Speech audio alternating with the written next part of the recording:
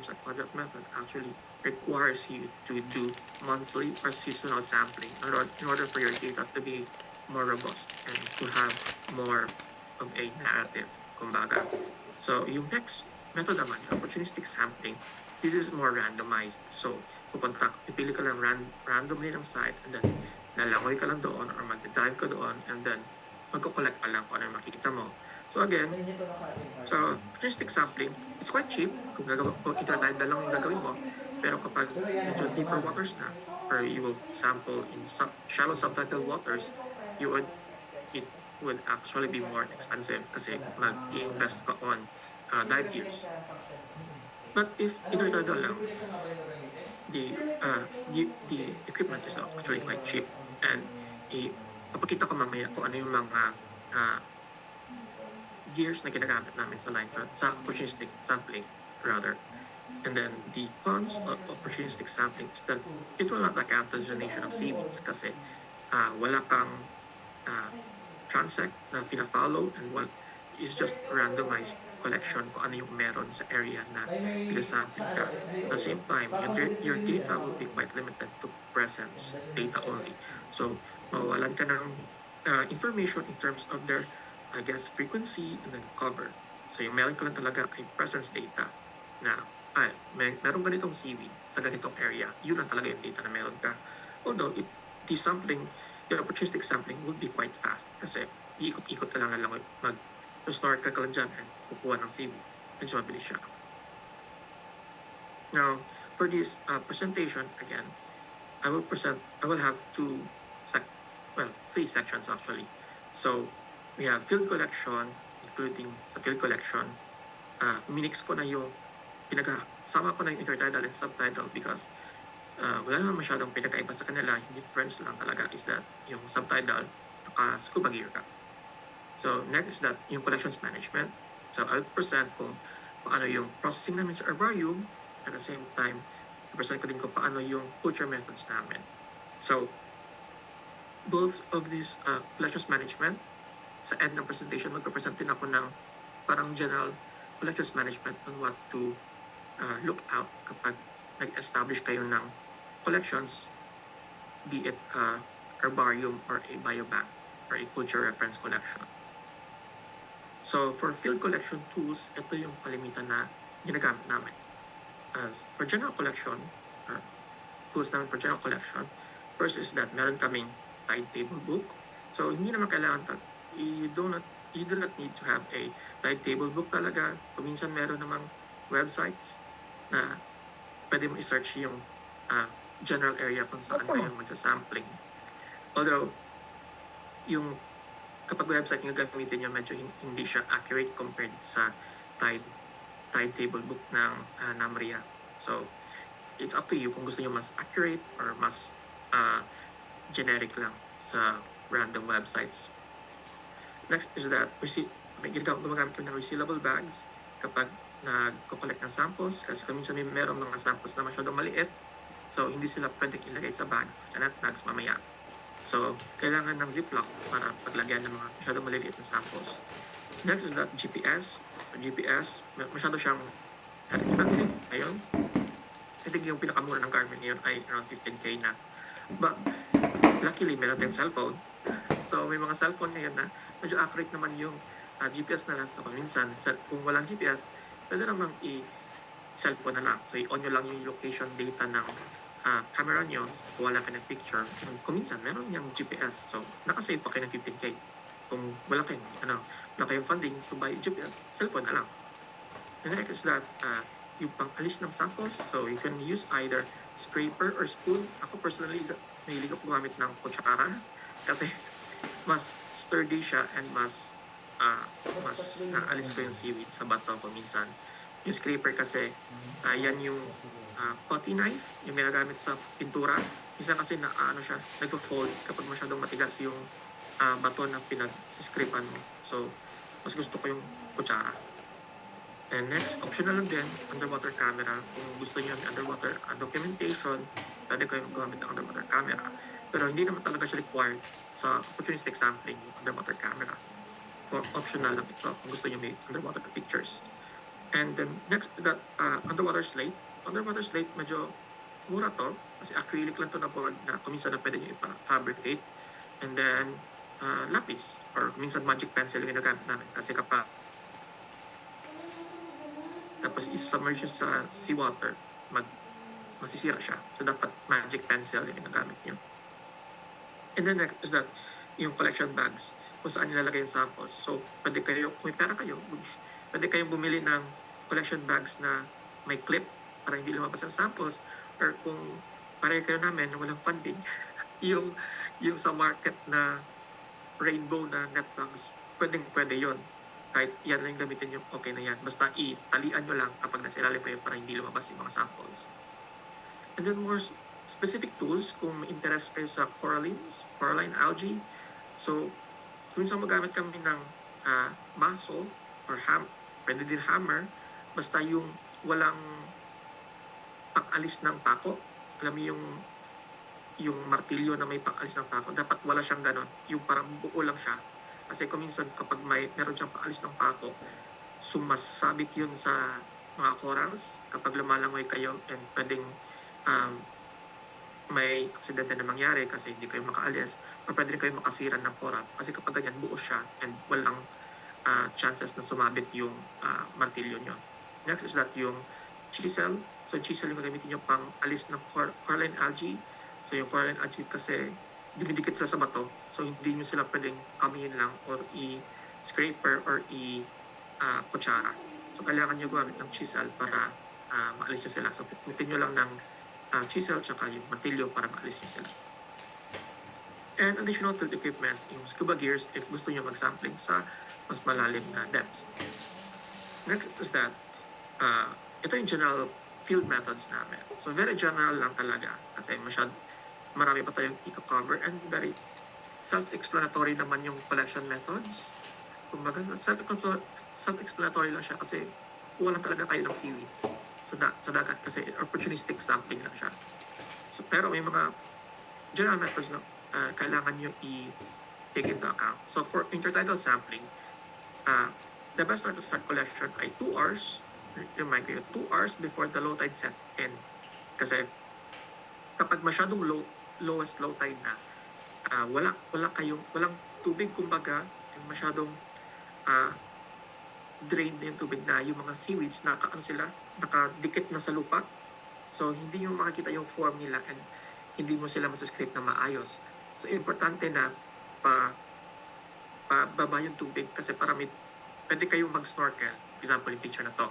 So yan, pwede kayong mag-snorkel kasi imagine niyo if wala ng tubig tapos hindi nyo makita, sobrang mababa yung tubig and hindi nyo makita maayos yung sample. So essentially, gumagapang na kayo sa coral reef and hindi siya nakakatuwa na experience kapag masyadong mababa na yung tubig. So importante na dapat 2 hours before magbaba na talaga yung tubig kayo mag-sampling para may tubig pa kayo na pwede paglangoyan at hindi masyadong mababa yung tubig. Kapag masyadong mababa yung tubig kasi yung araw, yung glare niya sa tubig, hindi nyo masakit sa mata and hindi nyo makakita kung ano nasa ilalim. Right? Unless kung meron kayong parang glass na apparatus, kalimutan ko yung pangalan. Pero yan, masyado, kailangan nyo mag-invest doon. Although, pinakasimple yan talaga, conduct your sampling 2 hours before the low tide sets in.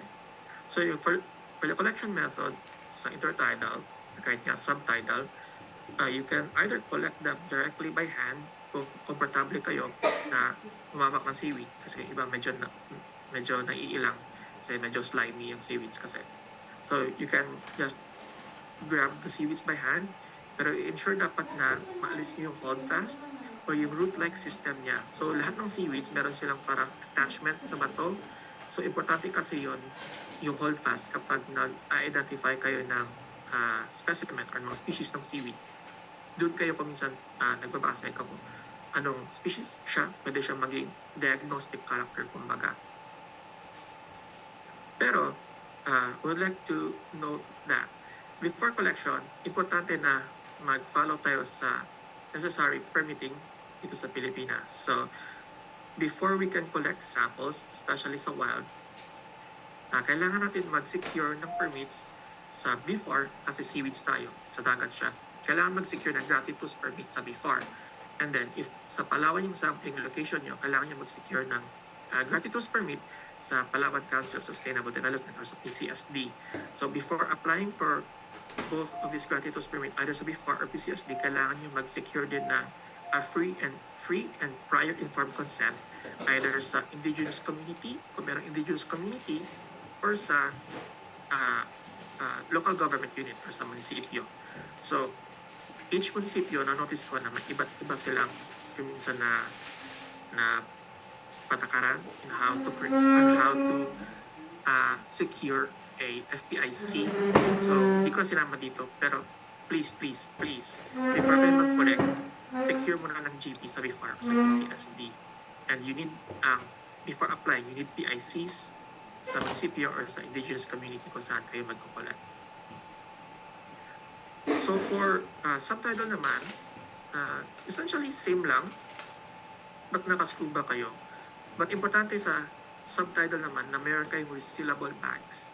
Kasi sa intertidal, pwede nyo sila i-diretso actually sa net bag. And then hindi sila mahulog. Pero sa subtitle kasi, kahit naka-net bag kayo, lulutang yan yung samples nyo kasi may opening yung bag. So kailangan nyo sila ilagay sa ziplock, tapos alisin yung hangin, and then ilagay sa bag para pumit sila sa loob ng net bag ninyo.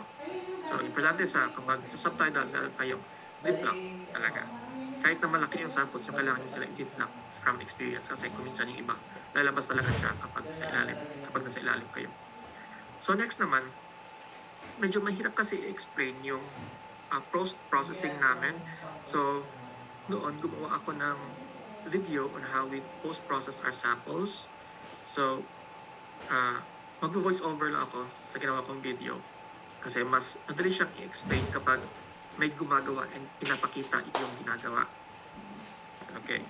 And this video, kung gusto niyo pala makakuha ng copy, meron naman, pwede naman namin isend to kasi sinesend naman talaga namin to sa mga collaborators namin at sa mga estudyante na humihingi. So first, kapag nakakollect kami ng samples, hinihiwalay namin sa 3 major groups. So in this case, merong green, yung Halimeda, merong browns, yung Dikyota, and then merong dalawang sample sa taas, yung isang brown din and isang red. So this one, isang red seaweed, Jania cultrata, isang coralline seaweed. And next is that another brown seaweed na medyo matigas siya, Turbinaya decurrens. So ipapakita ko ngayon kung paano kami kumuha ng, nangyari. Sorry.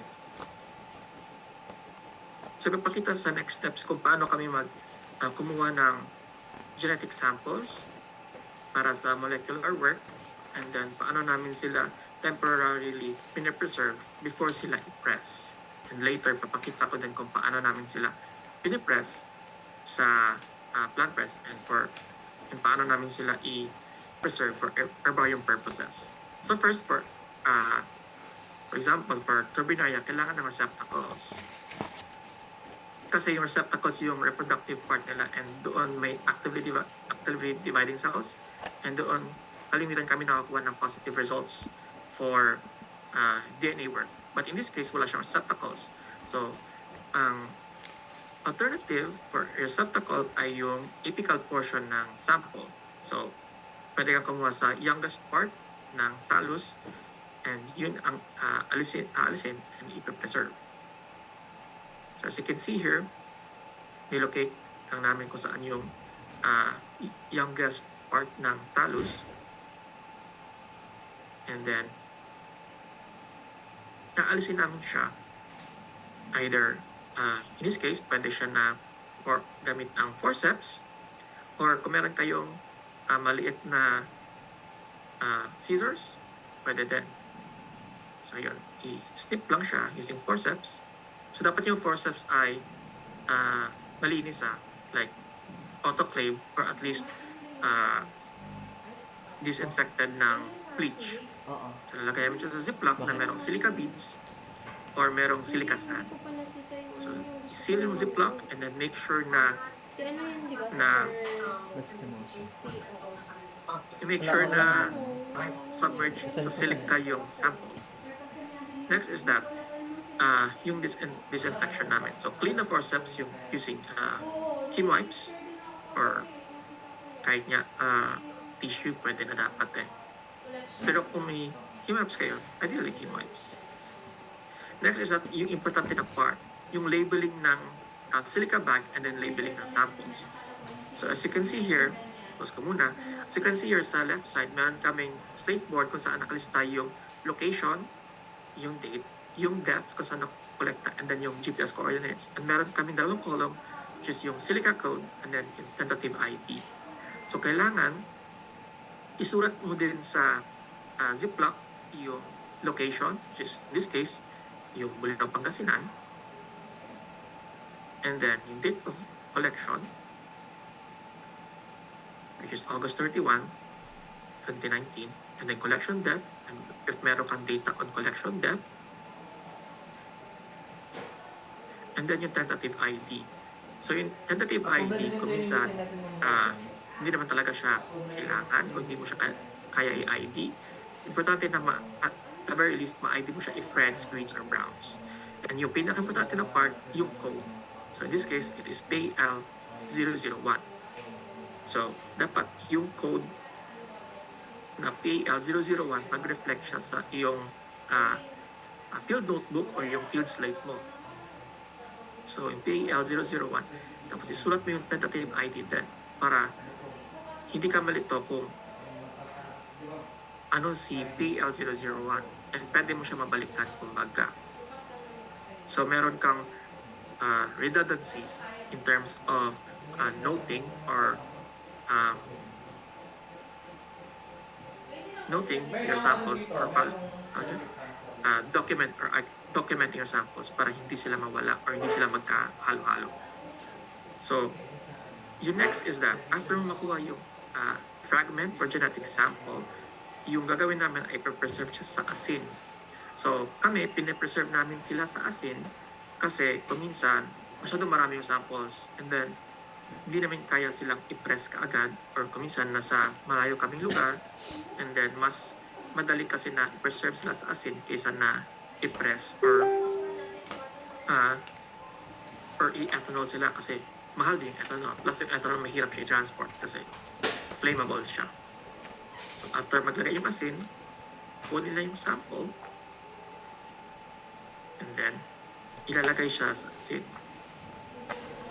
So yung key dito ay dapat yung asin mo ay hindi siya hindi siya ma-dissolve kapag magdadagdag ka na ng tubig. So makikita niyan mamaya kung gaano karami yung tubig and gaano ka-submerge yung sample na ayun, ilalagay kami ng tubig. So dapat hindi ma-dissolve yung lahat ng asin. Essentially gumagawa kami ng hypersaline solution. Mataas yung salinitin ng asin namin. Kasi kapag hindi siya hypersaline and marami yung tubig, mag-disintegrate actually yung sample. So dapat hypersaline siya. And essentially yung ginagawa namin kasi parang ginagawa namin siyang ginawa nila ata no? So pickled siya. Ginawa ata nila. Previously kasi, previous years yung ginagamit nila ay hypersaline soap. Formaldehyde mixed with seawater or kuminsan buffered yung formalin with borax. Pero yung problem with formaldehyde is that carcinogenic siya. Plus, nasisira yung DNA ng sample mo, which defeats the purpose of having an herbarium actually. Kasi yung voucher specimen mo essentially is not suitable for genetic work, which is isa sa mga importance ng herbarium. Isa sa importance ng herbarium kasi ay pwede mo siya magamit for decades. And pwede mo siya gamit for genetic work. Pwede mo magamit yung samples for genetic work kahit na 20 years in the future na. So kasi, pero kung kapag naka-formalin siya, most likely hindi mo siya magagamit. So in this case, yung specimen kung saan namin kinuha yung molecular fragment, dapat pareho sila ng label ng nasa silica bag. Kasi para malaman, para ma-locate namin na ay, yung silica bag na to ay galing sa ganitong sample. Dapat pareho sila ng details and pareho sila especially ng code. So you can see PAL001, PAL001, and it is a turbinarian recurrence, a seaweed. So, ayun. Pinapakita ko lang na hindi na-dissolve lahat ng asin. And then, may label siya. So, that's basically it, yung aming post-processing. So, may tatlong redundancies in terms of labeling. So, meron ka na sa slate board, meron ka na sa silica, meron kang nasa salt na ziplock bag. Pero kami dyan, meron pa kami yan na notebook, field notebook pa. Kung gusto namin mas sigurado na hindi mawala yung documentation ng samples. So after preserving them in salt or a hypersaline solution, how do we actually preserve these seaweeds? So meron yung ginagawa namin ay very classic or very traditional wherein pinapreserve namin siya using a plant press. So a plant press is just a rig, kumbaga, made up of a wooden frame or a plant press frame, followed by cardboard, followed by several layers of newspaper, and then a sample, and then followed again by several layers of newspaper, cardboard, and the other plant press frame. So yan yung components ng plant press na ginagamit namin. So ito basically yung aming workflow. So letter A, collection. Ito, land plants yung nakakita dito, pero same lang din sa seaweeds. Pagkakuha ng plant, ipipress siya, and then after siya ma-dry, didikit siya sa archival paper or herbarium paper. Then, nalagyan namin siya ng label, and then isa-store namin siya sa aming cabinets. So, sa next video naman, ipapakita ng kasama ko sa herbarium, yung aming herbarium technician, si Ace, kung paano namin pinipress para mas ma-visualize nyo kung ano yung pressing na ginagawa namin sa lab. Okay?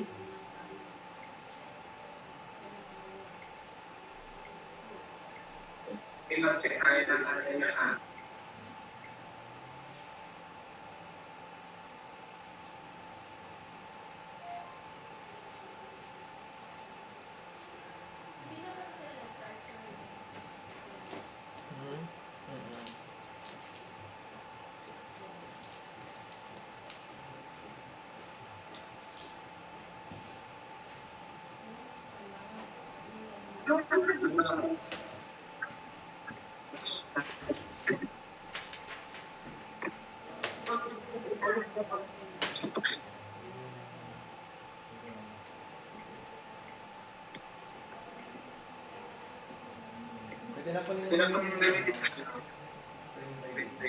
Okay na? Ako ba yun? Yes po. Ano? Naka-open na.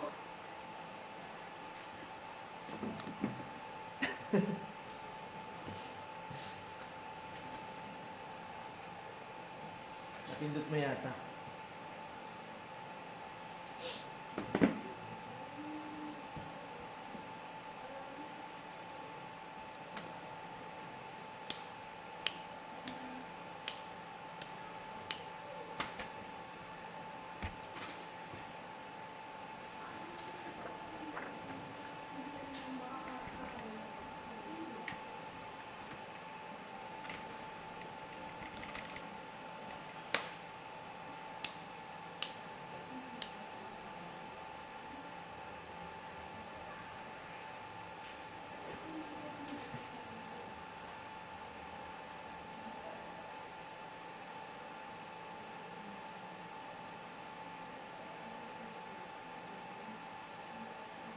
So that's basically very, very simple lang siya.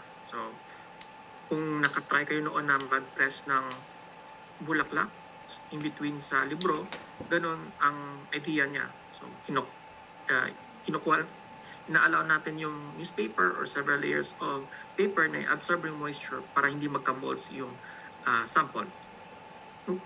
Sorry, umulit.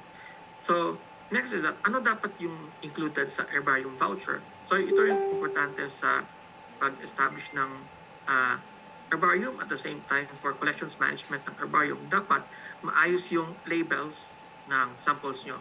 So sa herbarium, very particular kami sa mga labels na nilalagay namin kasi ayaw namin na halo-halo yung mga samples kasi ito ay isa sa mga problems on collections management na i-discuss ko din mamaya, which we call na dissociation. Kasi kapag mali na yung pag-associate mo ng samples, virtually useless na siya.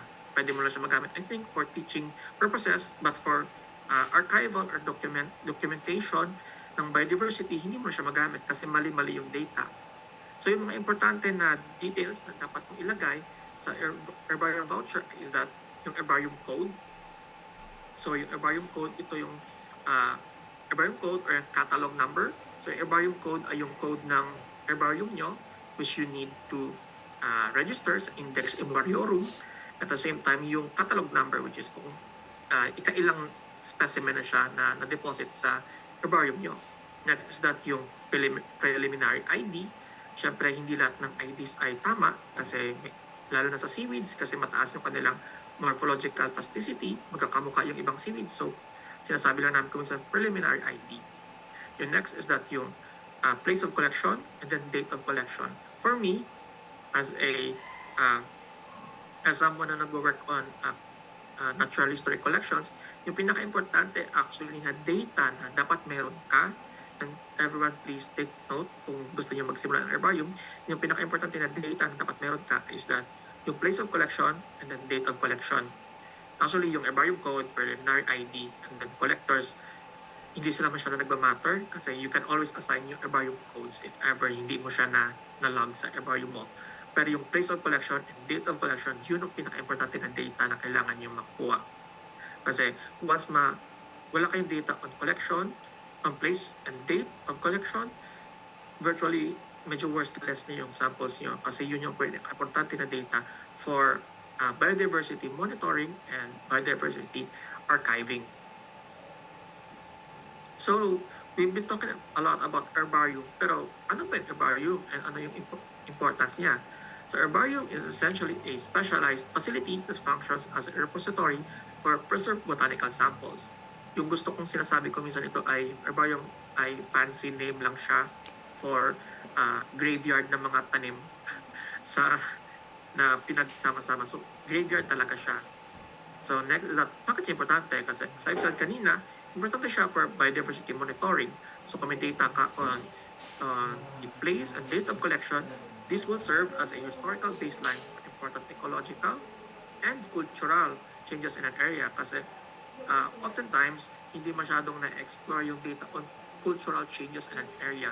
Maraming actually, may data actually yung MSR herbarium na pwede siya ma-translate on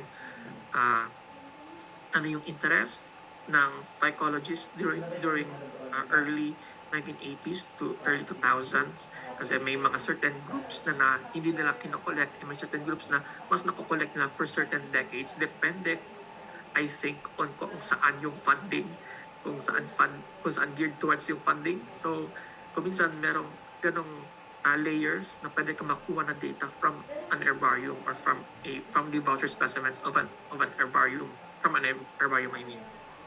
So next is that pinaka-basic is that pwede magamit yung herbarium specimens for species discovery.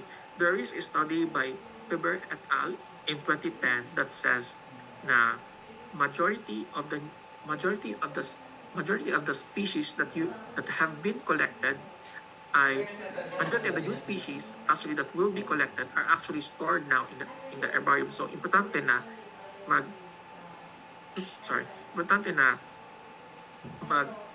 patuloy yung pag-assess or pag-examine ng herbarium specimens kasi marami pag new species na pwedeng ma-discover na nakatago lang sa herbarium natin. Oops. So next is that, as I said kanina, pwede magamit yung herbarium specimens for educational or training materials. These specimens can provide students, researchers, or essentially the general public actually to allow them to develop skills in botany, systematics, and curation. Hindi lang siya limited, for me at least. I don't think herbarium should only serve students, researchers, but I think it should serve the general public, especially in terms of developing skills in botany, systematics, and curation. Kasi being an archipelagic nation, importante sa atin malaman kung ano yung mga natural resources na meron tayo. And importante yung herbarium para mapakita sa general public na ay, yung mga seaweed na to, pwede siyang kainin. Or yung mga seaweed na to, merong sa ganitong area and pwede mo siyang puntahan or doon na siya nakita at doon mo na siya pwede kainin. So may mga ganong levels din on educational importance yung herbarium. And then lastly, reference siya. I think ito isa rin sa pinaka-importante na usage ng herbarium kasi an herbarium holds the preserved specimens that serve as verified references or yung mga type specimens. So sila essentially yung model kung what a certain species should look like. So kung may isang researcher na gustong ibigay ng samples at gusto niya i-compare sa type specimen, pwede niya ma-compare ang dalawang specimens kung magkapareho ba sila ng species or hindi. So I got this image from the National Museum of the Philippines courtesy of the Philippine National Herbarium. So currently, ito yung list of herbaria sa Pilipinas na nakaregister sa Index Herbariorum. So kung kung nakita nyo na wala yung herbarium nyo or wala yung museum nyo, I would encourage you to look into Index Herbariorum and then register your herbaria para mas marami pa yung nakaregister na herbaria sa Pilipinas kasi maraming blanco na herbarium dito. For example, sa Panay, where I'm from, and walang nakaregister na herbaria right now sa Panay. So hopefully meron in the near future na mag-register ng herbarium sa Panay. And then kung gusto nyong, meron din ginawa yung MSI na handy guide kung paano mag-press ng herbarium. So ano siya, ito na yung pinaka-compressed na steps on how to create your own voucher specimen, kung paano namin pinipress and paano namin nililabel yung lahat ng specimens. So kung gusto nyo ng copy na to, pwede ko rin isend siya sa lahat ng attendees ngayon para ito na yung summary on how to create a voucher specimen for an herbarium. So next, let's proceed to the other part of this presentation, yung biobanking or yung culture reference collections, or what I would call yung living herbarium or yung living counterpart ng herbarium. So what is a biobank, or I guess a reference culture collection? So it is a facility that collects, catalogs, and stores long-term biological samples for future use. In our case, sa MSI, yung biobank namin ay composed of living seaweed samples. So instead of dead samples galing sa herbarium, meron kaming counterpart na living seaweed samples na buhay sila and pwede silang pag-aralan ng ibang researchers o ibang students or ibang interested parties na mag-aral ng seaweeds. So importante yung biobank for conservation because they preserve genetic material and also safeguards biodiversity. They are also important for restoration kasi these biobanks offer readily available genetic resources kasi nakadeposit na yung strains. And kung gusto nyo I guess in the future, mag-reintroduce or mag-restore ng certain, like, I don't know, for example, sargassum beds na nawala, you can easily get available genetic resources. Very familiar with ISO 20000? And the next, pwede siya gamitin for breeding programs. May available ka na isolates.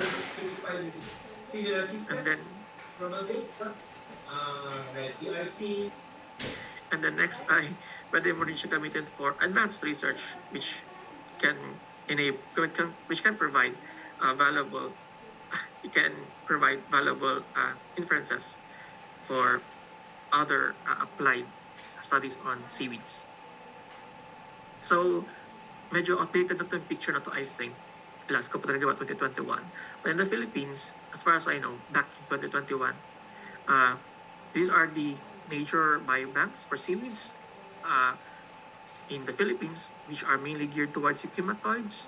So there is one in UPMSI, started by Dr. Edna Gazzonti Fortes, which is currently being managed by Dr. Mikey Roleda. And then meron naman yung National Seaweeds Technology Development Center ng BFAR in Sorsogon, as well as meron sa CEFDEC, and meron din sa MSU. And meron din sa Palawan State University as far as I know. So as I've said kanina, yung reference collections ay the living counterpart of an herbarium kasi herbarium are preserved Oh, ang biobanks, galing. or I guess dead biobanks. Kapag Apple user They still ka, provide hindi ka genetic resources, but you cannot hindi ka na mag-download you ng cannot software you na cannot yan. grow them, kumbaga. Pero But kapag in living non-Apple, biobanks, non-Apple they also yung provide user, important hindi ka genetic mag-download. material, but in addition to that genetic material, you can grow them and you can culture them actually. So these living biobanks actually complement the herbarium collections. Okay, so ito na yung methods namin for culture ng ng mga seaweeds. So medyo crude ito. Meron kaming publication ng aming methods which I can also attach sa resources na pwede namin isend sa attendees. So yung first ay preparation of materials. So yung pinaka-importante for creating a culture collections ay, of course, seawater. Hindi na mabubuhay yung seaweeds. Wala siyang tubig dagat. So you have two options actually. You have the option of natural seawater or artificial seawater. So for natural seawater, galing sa dagat mismo, pero i-ensure mo lang na malayo siya sa mga kabahayan or those areas that have industrial waste. Next is that artificial seawater. You can readily buy this from pet stores. Meron siya. Yung ginagamit na sa aquarium, pwede mong gamitin yun.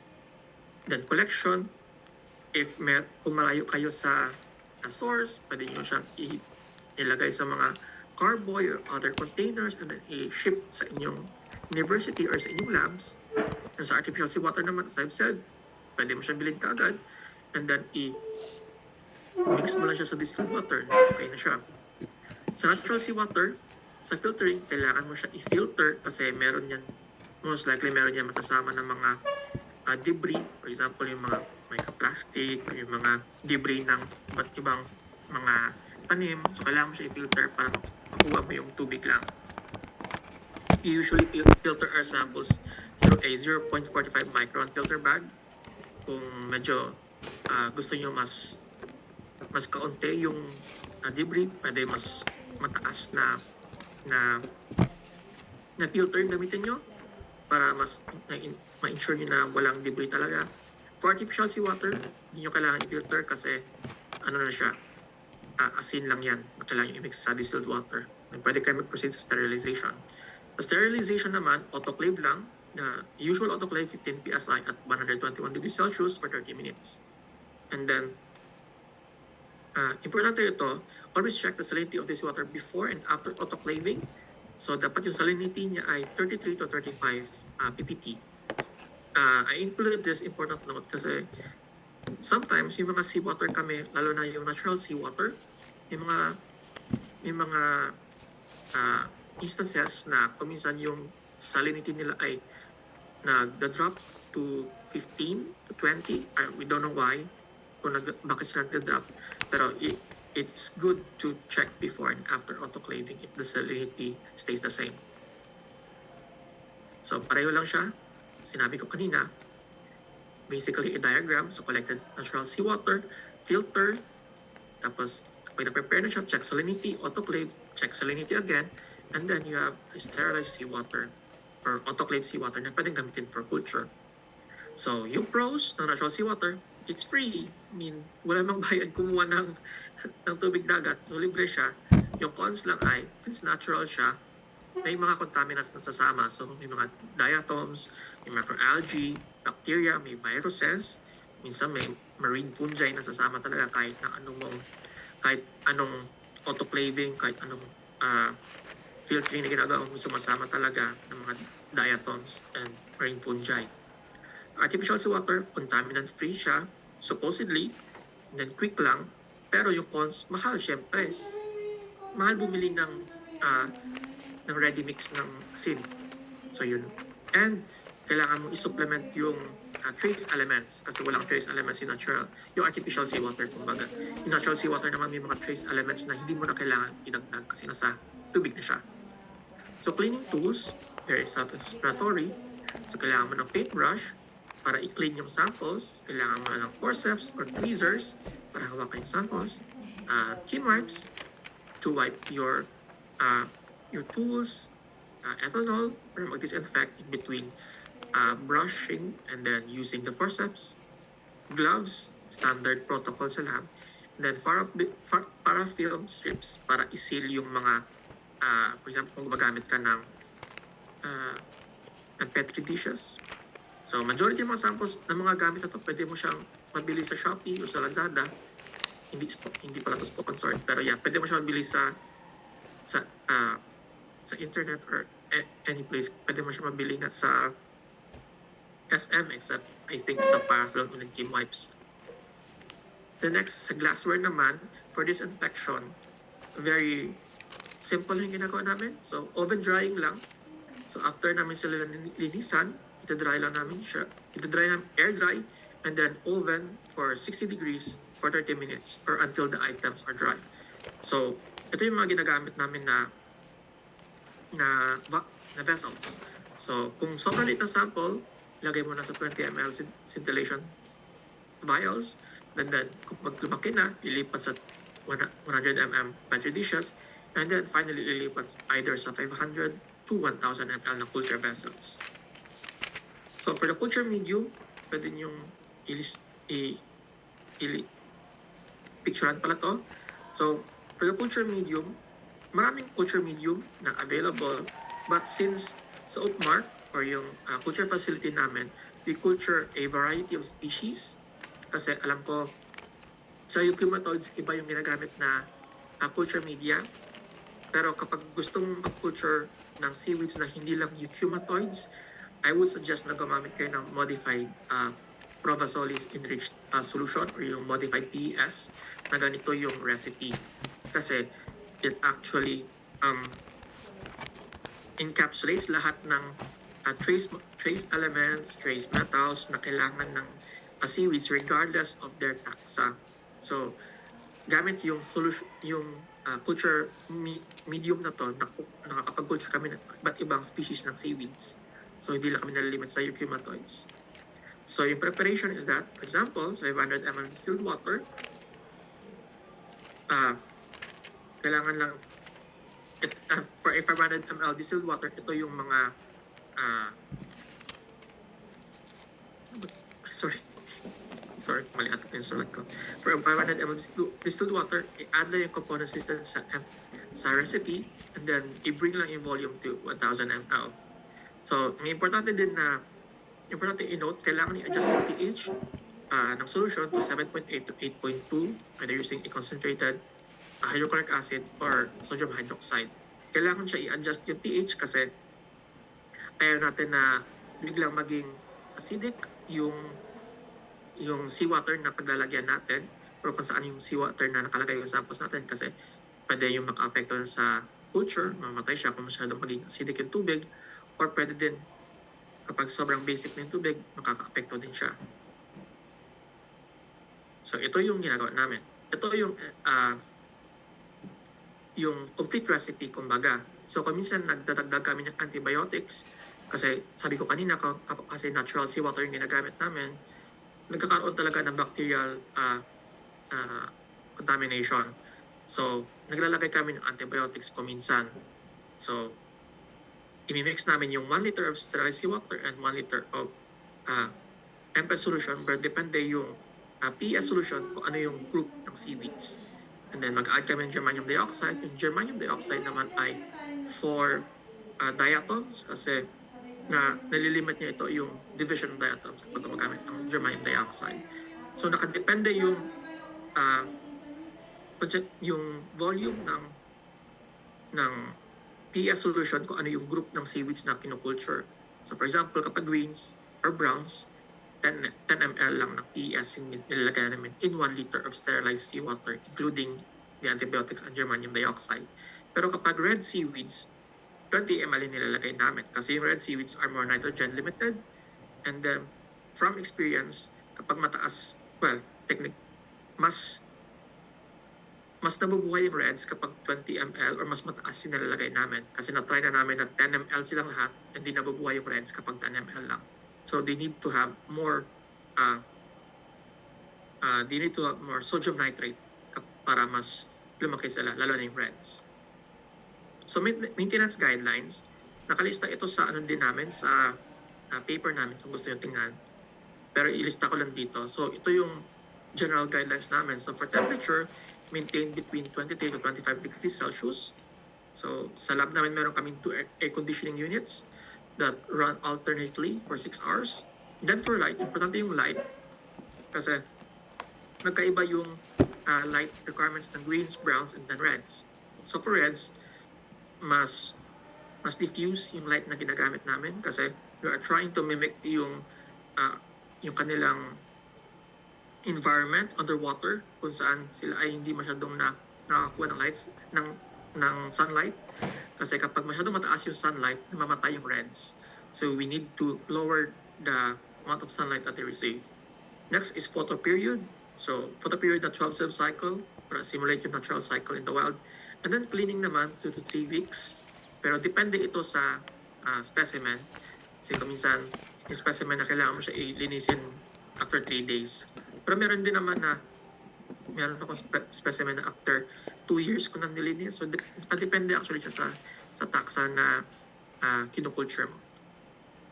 So quickly lang, pakita ko lang kung anong meron kami sa culture lab namin. So currently we have around 400 plus squid isolates being maintained in the lab. So hindi sila lahat malaki.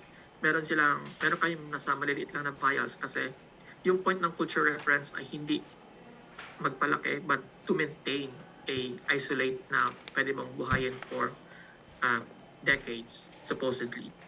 So for red seaweeds, ito yung mga meron kami. So a variety of Gracilaria, Amantia, Gibbsmithia, Cryptonemia, and Gracilaria, some Neurimania, Botryocladia, Laurentia, and some Asparagopsis in their tetrasporophytic stage or their Falkenbergia stage. Now for green seaweeds, maraming yung ulva namin kasi may project si Dr. Santianes on ulva. So we have a lot of ulva strains, isolates. But aside from that, we also have some Bologna, different species. We have some Taikit and some Stravea. For brown seaweeds, kaunti lang yung brown seaweeds namin kasi they are notoriously hard to culture. So for example, we have a few Dictyopteris, some Colpominia, a lot of Sphasilaria. They're quite hardy as a brown seaweed. So may mga cultures kami ng Sphasilaria. For Sargassum, we were not able to culture them from undetected. From eggs, essentially. So yung culture namin ng Sargassum ay cuttings. So weird yung growth form nila kapag cutting sila. Then we also have some Dictyotales, for example, Spatoglossum. So next naman is that please bear with me sa part na to kasi medyo technical, medyo wordy. Kasi ito yung collections management. So how do we manage the samples? I had to think kung actually yung collections management is another monster on its own na presentation kasi marami kang pwedeng i-present. Pero in this case, since maksila yung time, I resorted to presenting yung agents of deterioration na natutunan ko sa National Museum noon na nag-training ako. So, ipakita ko yung agents of deterioration and what to look out for para ma-maintain yung management ng collections, be it an herbarium sample or pwede mo rin to actually ma-apply for culture isolates. So before we start, let's define collections management. So collections management is a new integrated approach to developing and caring for collections, creating information about collections, and enabling the public to access, use, and learn from them. But in this case, sa atin, sa presentation na to, it's more on caring for collections and maybe to some extent, creating information about collections. So there are several agents of deterioration or yung mga agents not to watch out for in order for us to maintain and properly manage our collections. So first is that physical force. We also have thieves and vandals, yung mga magnanakaw, fire, water, pests, contaminants, radiation or light, incorrect temperature or incorrect relative humidity, and then most importantly, yung pinaka-worst, dissociation. So isa-isa ito quickly i-discuss ko. So first, physical force. So So physical force is essentially any damage to a specimen due to general use, exhibition, transfer, examination, or by accident. So ito yung kapag galaw mo ng galaw yung mga samples mo, or yung kapag yung culture mo, brush ka ng brush kasi kahit hindi naman sila ganun kadumi, gusto mo lang silang i-brush kasi wala ka magawa sa lab. So, nag-result ito ay physical force that will eventually result into the deterioration of your either herbarium voucher sheet or your culture specimens. So, ilan sa mga intervention na pwedeng gawin is that, for example, sa herbarium, kung naaalis sila sa papel, you can add pre-cut strips to prevent unnecessary movement of the specimen. And then, para hindi rin sila magalaw, pwede mo silang ilagay sa cabinets to prevent unwanted movement. Next is that pwede rin ikaw kung may exhibits kayo ng mga collections, yung be it culture collections or herbarium collections, pwede kayo mag-rotate ng collections para ma-prevent yung excessive exposure to physical forces ng mga set of exhibit collections nyo. Next is thieves, vandals, or mga magnanakaw. So, I don't think may magnanakaw ng mga herbarium specimens kasi ano naman sila, patay na tanim. Pero pwede may magnakaw ng culture isolates, I would assume. For example, yung mga culture isolates kasi na mga culture na macroalgae na highly coveted, for example, Asparagopsis, or baka meron kang euchromatoid na very resistant to ice disease. So, may chance na pwede silang manakaw, yes. So, isa sa mga interventions na pwedeng gawin, installation of biometric fingerprint scanner, or just pagkaroon kayo ng guard sa building nyo, or pwede din mag-establish ng clear guidelines for coordination, especially with the curator of the herbarium or the curator of your culture collections. Next is fire. So, obvious naman, kapag nagkasunog, ubos yung specimens. So, interventions na magagawa mo, I guess, is that, for example, sa herbarium, pwede kayong maglagay sa metal cabinets or fireproof cabinets para hindi sila ma-damage talaga ng sunog, knock on wood. Or, for general lab or culture lab, pwede kayong mag-install ng fire suppressant systems or smoke alarms, sprinklers, or maglagay lang kayo ng fire extinguisher. Next is water. So, water, ito yung agent na pwede due to leaks, spills, or natural events kapag binaha tayo or binagyo.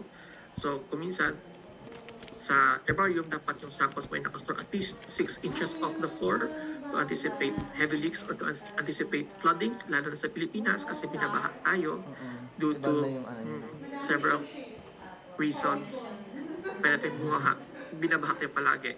So, another is that we can also enforce strictly no food or drinks within the herbarium or within the culture lab para hindi matapunan ng oak or other drinks yung mga specimens natin. Next is that pests. So ito yung mga peste, ito yung mga insects or rats sa culture collections natin. So ilan sa mga intervention na pwede gawin, i-freeze sila or i-inspect yung collections natin regularly para ma-ensure na walang namumuhay ng mga peste sa collections natin. Next is contamination or the acceleration of specimen decay due to airborne or transferred pollutants. Kasi kuminsan, kaya ini-impose namin sa lab na dapat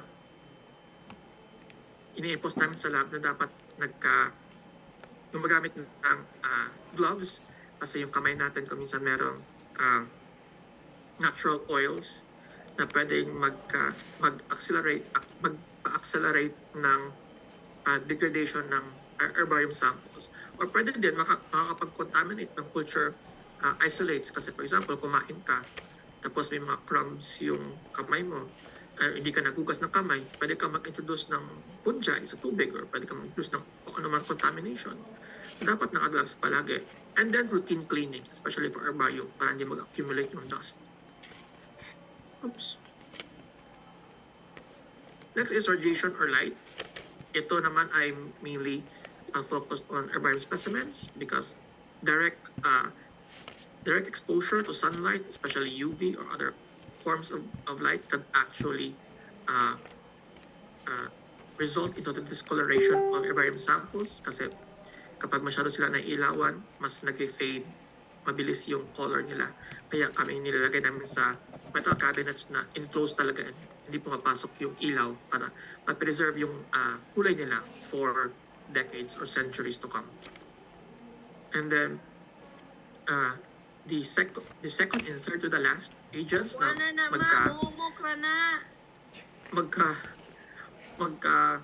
na related is that incorrect temperature and incorrect relative humidity. So, for herbarium samples, kapag hindi tama yung temperature mo and hindi tama yung humidity, dapat yung temperature ay around 20 degrees Celsius and then yung humidity ay around 50 to 60%. Kapag lumagpas ka dyan or sobrang lumagpas dyan sa range na yan, pwedeng magkaroon either ng molds kapag masyadong basa yung environment, pwedeng magkaroon ng molds yung samples mo, or pwedeng maging brittle yung samples mo kapag masyadong baba yung humidity naman. For culture specimens, kapag hindi tama yung temperature mo na between 21 to 25 degrees Celsius, pwede mamatay yung samples kasi sobrang mainit or sobrang malamig. Humidity, on the other hand, does not affect, I guess, yung culture isolates more on temperature sila. And lastly, yung pinakaayaw ko na agent of deterioration, dissociation. Ito yung sinasabi ko na dapat maging particular tayo, especially in collections management, sa mga labels. Importante talaga yung labels, lalo na sa mga collections. Kasi kapag walang label, pwedeng mali yung pag-attribute ng specimens and hindi mo na ma-trace kung saan ito galing.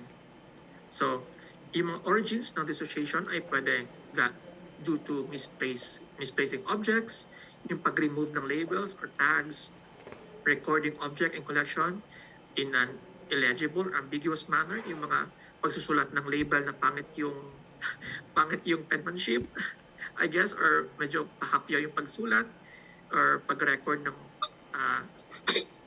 collection data gamit yung mga non-permanent na mga pencils, or I guess a non-permanent manner, or just basically errors in transcription, pwede mag-result into dissociation.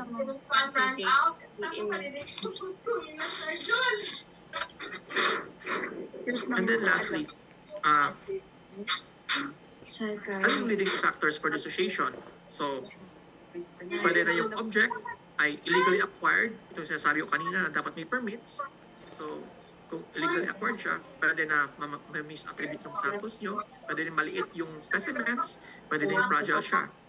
For collection naman, pwede masyadong malaki yung specimen nyo na hindi nyo na siya ma-manage maayos, or pwede din yung fault sa collection staff kasi hindi maayos yung access sa collections. Or pwede din sa management kasi hindi nag-i-invest yung management sa maayos na facility para sa collections nyo. Oops. So, ito yung mga, I guess, yung mga pinaka-common for the Philippines, I guess, na mga leading factors for dissociation, at least for me. So, unresolved ownership issues, hindi mo alam kung saan galing. As I've said, pwede rin na malaki yung collections, pwede na poorly maintained yung record keeping or yung database nyo, or as I've said, insufficient yung funding para sa facility or improperly trained yung staff.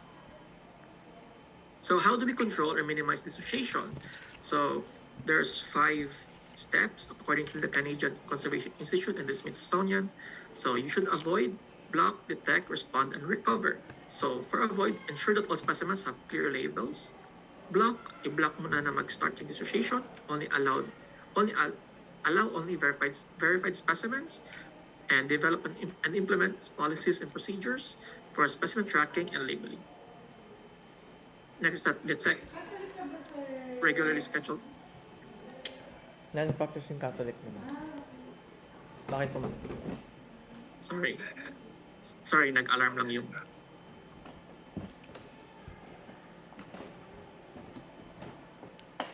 Pero matindi din naman po sa ma'am, Catholic Mass. Okay, sorry.